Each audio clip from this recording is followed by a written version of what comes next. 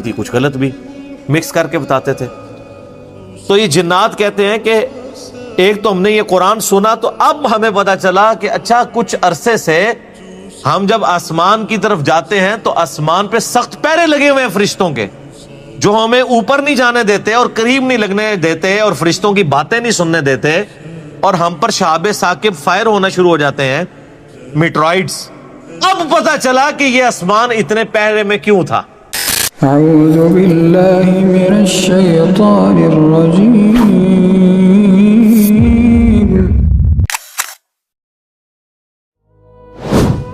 قل اوحی الی انہ استمع نفر من الجن، اے نبی الاسلام آپ فرما دیجئے کہ میری طرف وحی ہوئی ہے اس بات کی کہ بڑے غور سے سنا ہے قرآن کو جنات کی ایک جماعت نے. یعنی نبی الاسلام بیٹھے ہوئے تھے، یہ مسجد جن بھی موجود ہے، خانہ کعبہ شریف سے واکنگ ڈسٹنس کے اوپر ہے. اب وہاں پہ مسجد جن بنا دی گئی ہے جہاں پہ نبی الاسلام بیٹھ کے، یعنی وہ کسی درخت کے نیچے یا کسی ایک چھاؤں کے اندر بیٹھ کے نبی الاسلام قرآن پڑھ رہے تھے، تو جنات کی ایک جماعت وہاں سے گزر رہی تھی، انہوں نے قرآن سنا، ایمان لے آئے. فقالوا انا سمعنا قرآنا عجبا، تو انہوں نے آپس میں گفتگو کرتے ہوئے کہا کہ ہم نے تو آج ایک عجیب قرآن سنا ہے. یہدی الی الرشد، جو راہ دکھاتا ہے ہدایت کی طرف. فآمنا بہ، بس ہم ایمان لے آئے اس کتاب کے اوپر. مسلمان ابھی تک ایمان نہیں لا پا رہا. قرآن اس نے یعنی مردے بخشوانے کا ذریعہ بنایا ہوا ہے، حفظ کا ذریعہ بنایا ہوا ہے، محفل قرات کا ذریعہ بنایا ہوا ہے، لیکن قرآن کی تعلیمات کے اوپر ابھی تک اس کی توجہ نہیں ہے. اور ادھر جنات کو دیکھیں کہ ایک ہی دفعہ راہ چلتے ہوئے نبی علیہ السلام کو قرآن پڑھتے ہوئے سنا تو انہوں نے کہا یہ تو کتاب ہدایت کی طرف رہنمائی کرتی ہے، ہم بے شک اس کے اوپر ایمان لے آئے. ہائے ہائے ہائے. وَلَن نُشْرِكَ بِرَبِّنَا أَحَدًا، اور ہم ہرگز شریک نہیں بنائیں گے اپنے رب کے ساتھ کسی اور ہستی کو. یعنی ایمان لانے کا مطلب ہی توحید ہے. ایمان لانے کا مطلب بزرگ بابوں کو ماننا نہیں ہے، توحید ہے، ایک اللہ کا تعارف. اور توحید بھی صرف اللہ کو ماننا نہیں، اللہ کی ماننا اور اللہ کے ساتھ کسی کو شریک نہ ٹھہرانا. اللہ کو تو سارے ہی مان رہے ہیں، مسئلہ ہے ہی سارا شرک ہے، مسئلہ سارا ہی ٹوٹل اوبیڈینس آف گاڈ کا ہے. تو پہلی جناب نبی علیہ السلام کی تلاوت نے ان کی کایا کلب کر دی.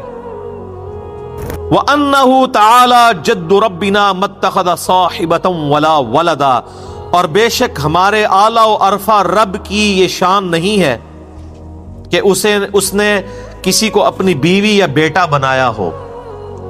یہ ہم بھی پڑھتے ہیں نا جب سنا وَتَعَالَى جَدُّكَ، یہ وہی الفاظ جد ربنا، ہمارے اونچی شان والے رب کی یہ شان ہی نہیں ہے کہ اس نے کسی کو اپنی بیوی بنایا ہو یا اپنا بیٹا بنایا ہو. یعنی بنیادی وہی توحید کی دعوت ہے نا. قل هو اللہ احد اللہ الصمد لم یلد ولم یولد ولم یکن له کفوا احد. وَأَنَّهُ كَانَ يَقُولُ سَفِيهُنَا عَلَى اللَّهِ شَطَطًا، اور یہ بھی راز کھل گیا کہ ہمارے احمق لوگ اللہ کے بارے میں ناروا باتیں کرتے رہے. ان کو بھی ان کے مولویوں نے گمراہ کیا ہوا تھا. جب انہوں نے اللہ کی بات سنی اللہ کے پیغمبر کی زبان مبارک سے تو انہوں نے کہا یہ ہمارے بزرگ بابے ہمیں کیا کیا سکھاتے رہے ہیں. دیکھ لیں نا، وہ کہہ رہے ہیں نا کہ ہمارے جو بیوقوفوں نے ہمیں جو پٹیاں پڑھائی ہوئی تھی وہ تو کچھ اور تھی. اچھا آپ دیکھیں، آپ کو سیم اینالوجی یہ بھی نظر آئے گی ہمارے اس معاشرے کی بھی، کہ جب پہلی دفعہ کسی پہ حقیقت توحید آشکار ہوتی ہے تو وہ سب سے پہلے یہ کہتا ہے یار سانو کہڑے پاسے لایا سی انہوں نے ساڈے وڈیاں نے. تو اب وہ کہہ رہے ہیں کہ یعنی اس سے یہ لگ رہا ہے شاید وہ عیسائی تھے، کرسچن جن تھے، کیونکہ وہ کہہ رہے ہیں کہ ہمارے رب نے نہ تو بیوی کوئی بنائی ہے نہ کوئی بیٹا بنایا ہے. اس طرح کا کوئی عقیدہ تھا ان کا پہلے، یا کوئی اور ہستیوں کو شریک ٹھہراتے تھے. تو جیسے ہی قرآن سنا تو قرآن کی دعوت نے اپیل کیا تو انہوں نے کہا کہ ہم پہ تو یہ بات بھی کھل گئی. یقین کریں جب کبھی بھی میں سورہ جن سنتا ہوں نا تو یا اور صورتیں بھی، تو وہ عربی لنگوسٹک کا ٹیسٹ فیل ہوتا ہے. اور یہ کہ اب آپ دیکھیں نا بات کہاں سے سٹارٹ ہوئی ہے. اے نبی فرما دیجئے میری طرف وحی کی گئی کہ جنوں کی ایک جماعت نے قرآن تلاوت کرتے ہوئے مجھے سنا تو انہوں نے گفتگو کرتے ہوئے آپس میں کہا کہ ہم نے آج ایک عجیب قرآن سنا جو ہدایت اور رہنمائی یعنی ہدایت کی طرف رہنمائی دیتا ہے، پس ہم اس پر ایمان لے آئے اور ہم ہرگز اپنے رب کے ساتھ کسی کو شریک نہیں ٹھہرائیں گے، اور یہ کہ ہمارا رب جو بڑی شان والا ہے اس نے نہ کسی کو بیوی بنایا نہ کسی کو بچہ، اور یہ کہ ہمارے احمق لوگ اللہ کے بارے میں ناروا باتیں رکھتے ہیں۔ وَأَنَّا ظَنَنَّا أَن لَّن تَقُولَ الْإِنسُ وَالْجِنُّ عَلَى اللَّهِ كَذِبًا، اور ہم تو یہ خیال کیے ہوئے تھے کہ انسان اور جن اللہ کے بارے میں کبھی جھوٹ بول ہی نہیں سکتے۔ اتنے بڑے بڑے بزرگ کیسے جھوٹ بول سکتے ہیں؟ یہ وہی بات آ گئی ہے۔ یعنی جنات نے کہا کہ ہم سمجھتے تھے کہ جن اور انسان جو کچھ اللہ کے بارے میں عقیدے بتا رہے ہیں، اللہ تو ان کا خالق ہے، یہ کیسے ہو سکتے ہیں وہ اللہ کے بارے میں جھوٹ بولتے ہوں؟ یہاں پہ بھی لوگ کہتے ہیں نا جی اللہ نے بزرگوں کو عطا کیتا ہے، جی اے بزرگ جو کچھ کر دینے اللہ نے ان کو قدرت دی ہوئی ہے۔ تو جنات کہتے ہیں جب ہم نے نبی الاسلام کا توحید بھرا قرآن سنا تو ہم اس سوچ میں پڑھ کے یہ ہو سکتا ہے کہ کوئی جن اور انسان بھی اللہ پہ جھوٹ بولے؟ تو حقیقت ہے کہ جن اور انسان جھوٹ ہی بول رہے ہیں۔ وَلَا تَقُولُوا عَلَى اللَّهِ إِلَّا الْحَقِّ، مت کہا کرو اللہ کے بارے میں سوائے وہ بات کے جو حق پہ مبنی ہے۔ اور اس طریقے سے جھوٹ بولنا کہ ہر وہ عقیدہ امت کو بتانا جو اللہ اور اس کے محبوب علیہ السلام نے نہیں بتایا، یہ اللہ پر جھوٹ باندھنا ہے۔ میں نے پچھلے دنوں بھی بتایا تھا کہ بریلوی اور دیوبندی دونوں کے بزرگوں نے یہ مشترکہ عقیدہ لکھا ہے۔ دیوبندیوں نے اپنی وہ المحند علی المفند میں لکھا، بنیادی عقیدے کی کتاب میں، بریلویوں نے اپنی کئی کتابوں میں، قرآن پاک کی تفسیر کے اندر، مشکات المصابی کی تفسیر میں مفتی احمد جان خان نعیمی صاحب نے لکھا کہ ہمارا یہ عقیدہ ہے کہ نبی علیہ السلام کی جو قبر مبارک ہے وہ خانہ کعبہ اللہ کے عرش اور کرسی سے بھی افضل ہے۔ جب ہم یہ پوچھتے ہیں کہ کہاں لکھا ہوا ہے، وہ کہتے ہیں آپ نبی علیہ السلام کے گستاخ ہیں۔ یہ ویسا ہی ہے کہ اگر کوئی عیسائی کہے کہ ہم حضرت عیسیٰ علیہ السلام کو اللہ کا بیٹا مانتے ہیں تو ہم اس سے اگر پوچھیں کہ یہ کہاں لکھا ہوا ہے، انجیل سے ہی نکال دو، تحریف شدہ انجیل سے ہی نکال دو، اور وہ یہ کہنا شروع کر دے آپ عیسیٰ علیہ السلام کی شان کی منکر ہیں۔ شان کے منکر نہیں ہے، ہم ہر اس بات کے منکر ہیں جو اللہ اور اس کے پیغمبروں نے تعلیم نہیں کی۔ تو یہاں پر بھی دیکھیں جنات کہتے ہیں ہم سوچ بھی نہیں سکتے تھے کہ ہمارے بزرگان دین اللہ پر جھوٹ باندھیں گے، چاہے وہ جنوں میں سے ہو یا انسانوں میں سے۔ اللہ نے تو کوئی ایسے عقیدے نہیں بتائے ہوئے۔ وَأَنَّهُ كَانَ رِجَالٌ مِّنَ الْإِنسِ، اور یہ کہ انسانوں میں سے ایسے لوگ بھی ہیں بیوقوف، يَعُوذُونَ بِرِجَالٍ مِّنَ الْجِنِّ فَزَادُوهُمْ رَهَقًا، کہ وہ جنات کے مردوں کی پناہ حاصل کرتے ہیں اور اس چیز نے جنوں کو غرور میں ڈال دیا۔ اگلے زمانوں میں بھی ہوتا تھا، اب بھی ہے، کہ جب کبھی بھی سفر کرتے تھے نا تو جا کے وہ کسی جنگل سے گزر رہے ہوتے تھے نا تو اس جنگل میں داخل ہوتے ہی کہتے تھے کہ اس جنگل کے سب سے بڑے جن کی پناہ میں ہم آتے ہیں، نعوذ باللہ، بجائے اللہ کی پناہ مانگنے کے۔ بخاری اور مسلم میں ابن مسعود رضی اللہ تعالیٰ عنہ کا قول موجود ہے، سورہ بنی اسرائیل کی آیت نمبر 56 ہے، جس میں اللہ تعالیٰ فرماتا ہے کہ یہ جن ہستیوں کو اللہ کے سوا پکار رہے ہیں نا، وہ ہستیاں تو خود اللہ سے امید رکھتی ہیں، اللہ کی طرف متوجہ ہوتی ہیں، اللہ کے عذاب سے ڈرتی رہتی ہیں، اس کی رحمت کی امیدوار ہے، اور یہ بیوقوف انہی ہستیوں کو پکار رہے ہیں۔ اس آیت کی تفسیر میں، آیت نمبر 56 بنی اسرائیل کی، ابن مسعود رضی اللہ تعالیٰ عنہ کا قول بخاری اور مسلم دونوں میں موجود ہے۔ وہ کہتے ہیں کہ یہ ان جنات کے بارے میں نازل ہوئی کہ جن جنات کی لوگ پناہ حاصل کیا کرتے تھے جنگلات میں جا کے۔ ان میں سے کئی جنات ایسے بھی ہوتے تھے جو خود موحد ہوتے تھے اور وہ مذاق اڑاتے تھے، یہ انسان دیکھو ہماری پناہ حاصل کر رہے ہیں، ہماری کیا اوقات ہے۔ میں آپ کو بتاؤں، یعنی لوگ جنات سے ڈرتے ہیں اور جن انسانوں سے ڈرتے ہیں۔ تو یہاں پہ وہ جنات کہہ رہے ہیں کہ جب سے پناہ لینی شروع کی ہے نا انسانوں نے، انسان بزدل ہوئے نا، تب سے ہی جنات کے اندر غرور آ گیا۔ ان کو تو پتہ ہی نہیں تھا کہ اچھا یہ تو ہماری پناہ حاصل کر رہے ہیں، تو وہ اور اکڑ گئے کہ ہم انسانوں سے سپیریئر ہیں، ورنہ انسان سے کیسے سپیریئر ہے جن۔ وَأَنَّهُمْ ظَنُّوا كَمَا ظَنَنْتُمْ أَن لَّن يَبْعَثَ اللَّهُ أَحَدًا، اور یہ کہ انسانوں نے یہ بھی گمان کیا جیسے تم گمان کرتے ہو کہ اللہ اب کسی کو رسول بنا کر نہیں بھیجے گا۔ اچھا، اس سے اشارہ مل گیا کہ یہ کرسچن جن تھے، اور ظاہر ہے کہ نبی علیہ السلام اور عیسیٰ علیہ السلام کے درمیان آلموسٹ 600 سال کا فرق ہے. عیسیٰ علیہ السلام 33 عیسوی میں اٹھائے گئے ہیں اور نبی علیہ السلام 571 عیسوی میں پیدا ہوئے ہیں. اور صحیح بخاری میں بھی حدیث موجود ہے کہ نبی علیہ السلام اور حضرت عیسیٰ علیہ السلام کے درمیان 600 سال کا فرق ہے. اسے فترت کا پیریڈ کہتے ہیں, ایسا پیریڈ جس میں کوئی پیغمبر مبعوث نہ ہوا ہو. پوری دنیا میں کوئی پیغمبر نہیں آیا ان 600 سالوں میں. سورۃ المائدہ میں بھی اس کا ذکر موجود ہے کہ اب ایک فترت کے پیریڈ کے بعد ہمارے پیغمبر آ گئے ہیں. ایسا نہ ہو کہ تم یہ کہو کہ ہمارے پاس کوئی ڈر سنانے والا نہیں آیا, تو ہم نے ڈر سنانے والا اور خوشخبری سنانے والا تمہارے پاس محمد رسول اللہ صلی اللہ علیہ وآلہ وسلم کی مبارک ہستی کی فارم میں بھیج دیے ہیں, تم ان کے اوپر ایمان لاؤ. تو اس کو کہتے ہیں فترت کا پیریڈ. یہ فترت تا کے ساتھ ہوتی ہے, توئیں کے ساتھ نہیں, تو کے ساتھ نہیں ہوتی. تا 2 نقطوں والا, فا 2 نقطوں والا تے, را اور تا. ایک فطرت ہے, وہ کہتے ہیں نیچر کو. یہ فترت لفظ ہے. فترت کا مطلب ہے گیپ والا پیریڈ.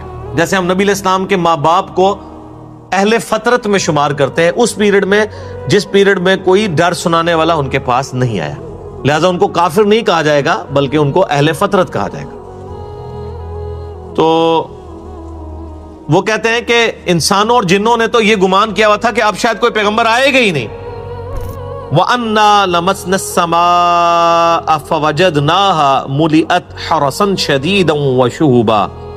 تو سنو, ہم نے ٹٹولنا چاہا آسمان کو تو ہم نے سخت پہروں اور شہاب ثاقب سے بھرا ہوا پایا. یعنی آپ کو پتا جنات کی پرواز بہت زیادہ ہے, اڑ سکتے ہیں, ان کو آکسیجن نہیں ضرورت زندہ رہنے کے لیے. تو نبی علیہ السلام کی بعثت سے پہلے جنات پرواز کر کے آسمانوں کے کناروں تک پہنچ جاتے تھے. وہاں فرشتوں کی آوازیں چھپ کے وہ جو ڈسکشن کر رہے ہوتے تھے کہ اللہ تعالیٰ نے ہمارے ذمہ یہ کام لگایا ہے, وہ سنا کرتے تھے اور آ کے دنیا کے کاہنوں کو, جادوگروں کو بتا دیتے تھے. اسی لیے کچھ بات صحیح بھی نکل آتی تھی, کچھ غلط بھی, مکس کر کے بتاتے تھے.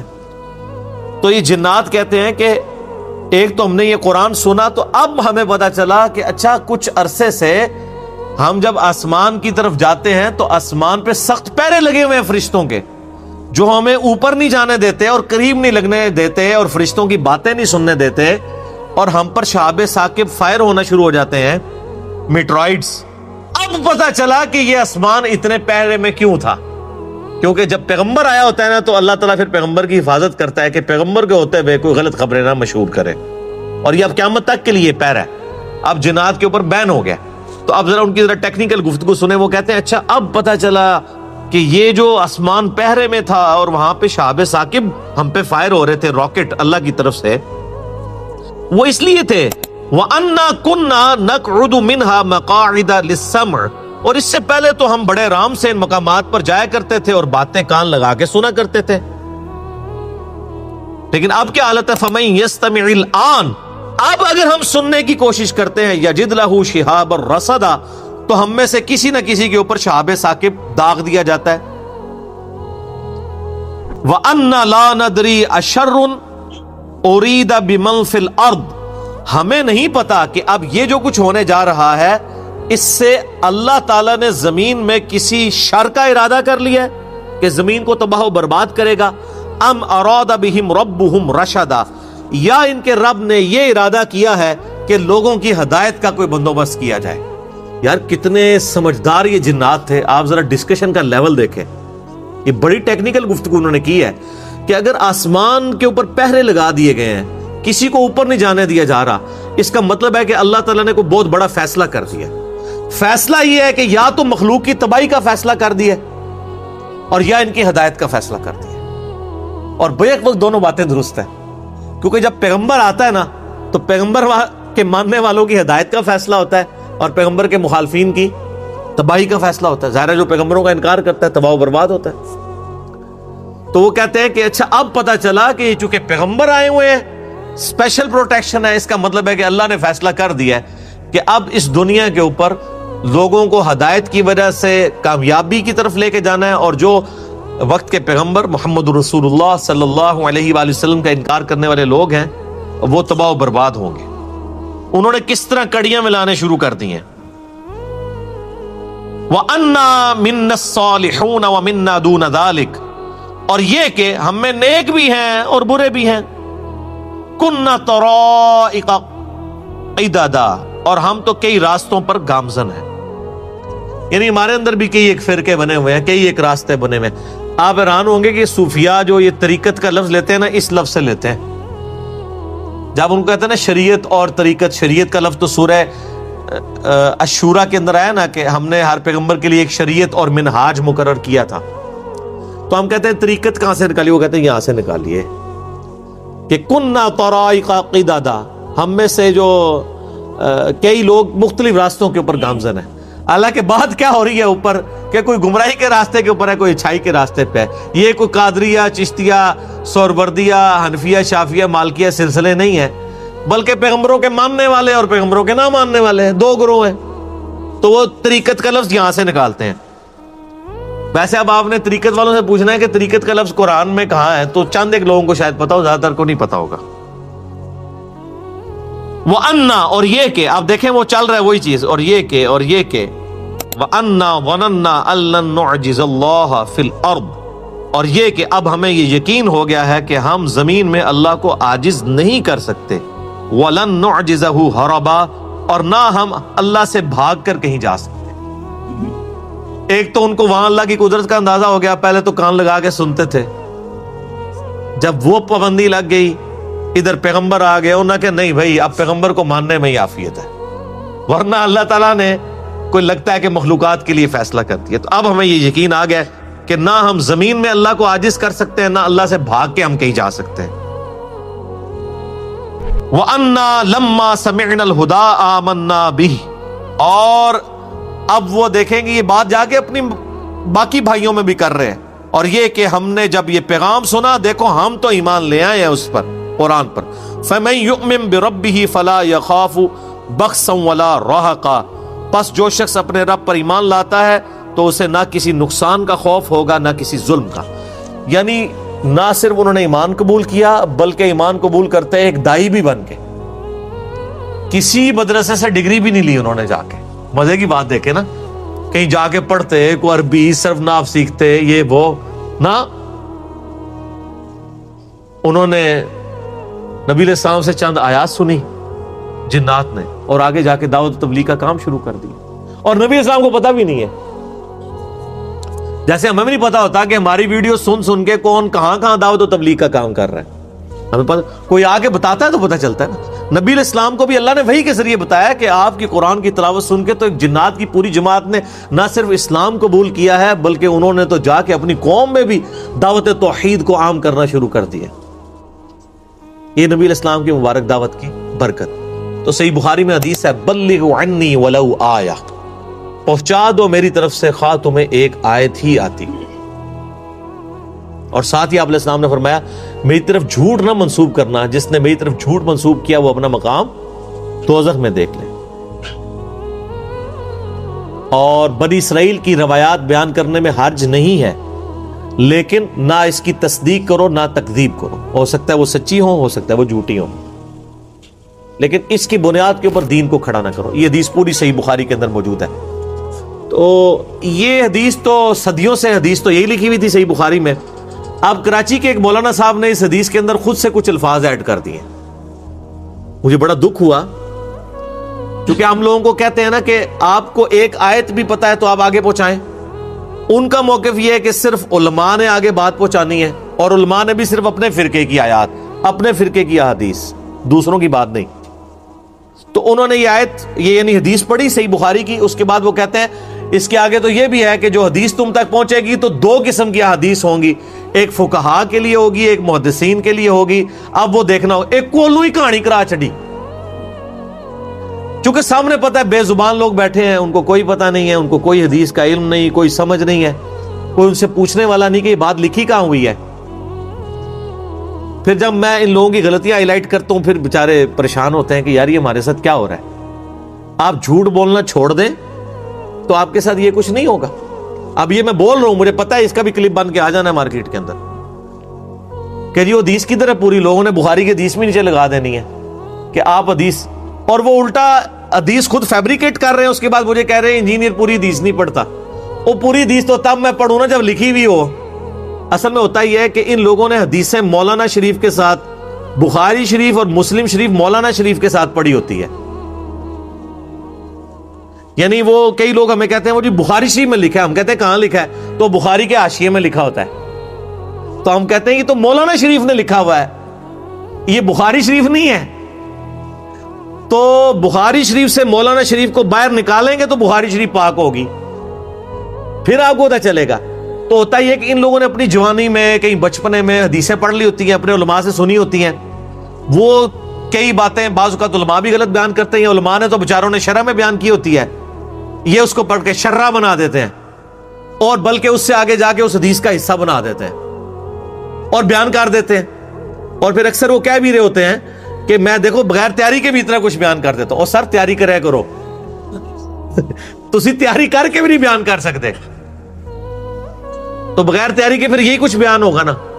تو وہ انہوں نے کہیں مولانا شریف کو بیچ میں حدیث کا حصہ، اور الٹا میرے پہ ٹانٹ کر رہے ہیں کہ حدیث کا آگے والا حصہ کیوں نہیں پڑھے، وہ آگے ہے ہی کچھ نہیں ہے، وہ مولانا شریف ہے. تو مولانا شریف کو حدیث شریف سے باہر نکالیں اور پاک کریں تو پھر حدیث شریف آپ کو سمجھ آئے گی. جیسا کہ فقہ حنفی کا بھی مشہور مسئلہ ہے، باقی سب لوگ بھی مانتے ہیں، بخاری مسلم میں بھی احادیث اس کے اوپر گواہ ہیں کہ اگر کسی کنویں کے اندر کتا گر جائے تو 20 ڈول نکالنے ہوتے ہیں. ٹھیک ہے، تو ایک مشہور واقعہ ہے کہ جی وہ کچھ لوگ علماء کے پاس، کسی عالم صاحب کے پاس آئے کہ جی اس طرح ہمارے کنویں کے اندر کتا گر گیا ہے، اس سے بدبو آ رہی ہے، تو اب ہم اس کو کیسے پاک کریں؟ تو انہوں نے فرمایا کہ اس میں سے 20 ڈول نکالو، پاک ہو جائے گا. انہوں نے 20 ڈول نکالے، واپس آئے اور کہا کہ حضرت اس کی تو بدبو بھی نہیں جا رہی ہے، تعفن اسی طرح پھیلا ہوا ہے، 20 ڈول نکالے ہیں لیکن فرق نہیں پڑا. کو مولانا میرے ورگا کوئی سیاڑا سی، کوئی سمجھدار تھا، اس نے کہا کتا بھی کٹیا جائے کہ نہیں، کتا نکالا ہے یا صرف ڈول ہی نکالے ہیں؟ انہوں نے کہا جی کتا تو نہیں نکالا. تو انہوں نے کہا سر کتا نکالیں گے تو 20 ڈول نکالنے سے وہ پاک ہوگا نا، کتا ادھر ہی ہے تو 20 اور بھی نکال لیں. تو اس کو ذرا سائیڈ پہ رکھتے ہوئے میں کوئی مثال نہیں دیتا، حالانکہ میں دے سکتا ہوں. علماء سو کی مثال سورۃ الاعراف کی آیت نمبر 175 اور 176 میں کتے کی مثال ہی بیان ہوئی ہے. اور ابو داؤد میں حدیث ہے کہ میری امت میں ایسی بدعات پیدا ہوں گی کہ جیسے باولا، ہلکا کتا، پاگل کتا کسی کو کاٹ جائے تو اس کے زہر کا اثر ایک ایک رگو ریشے میں چلا جاتا ہے، اس طرح میری امت میں ایسے گروہ پیدا ہوں گے جن کو کتے کاٹ جائیں گے اور ان کے پورے جسم میں بدعات داخل ہو جائیں گی. وہ کتے کون سے کاٹیں گے؟ کوئی کرکٹر کاٹے گا، کوئی ہاکی کا پلیئر کاٹے گا، کوئی اسکواش کا پلیئر کاٹے گا، کوئی پولیٹیشین. علماء سو، علماء حق کی بات نہیں کر رہا، علماء سو. سورۃ الاعراف آیت نمبر 175 اور 176 میں بلعام بن بورا کو کتے کی مثال اللہ تعالیٰ نے بیان فرمایا، اور نبی علیہ السلام نے ابو داؤد کی حدیث میں کتے کی مثال بیان فرما دیا. ٹھیک ہو گیا؟ تو اب میں یہ بھی کہتا ہوں کہ آپ جب حدیث کی کتابیں پڑھیں تو مولانا شریف کو باہر نکال لیا کریں، تب حدیث شریف سمجھ آئے گی آپ کو. جیسے کنویں کو پاک کرنے کے لیے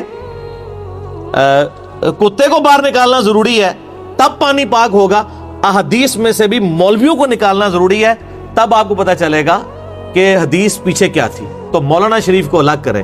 تو حدیثیں تو بیان کرتے ہیں، ویسے ان لوگوں کا قصور بھی نہیں ہے، کیونکہ انہوں نے اپنے 8 سالہ درس نظامی کے کورس میں 7 سال فقہ حنفی پڑھی ہوتی ہے، آخر 1 سال دورہ حدیث کرتے ہیں. جیسے چائے کا ایک دور ہے، آیا اور چلا گیا.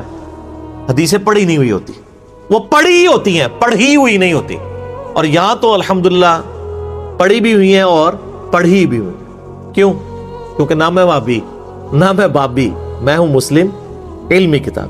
نہ ہم سو کالڈ وہابی ہیں کوئی علمی بات کر دے، اور نہ ہم بابوں کا دفاع کرنے والے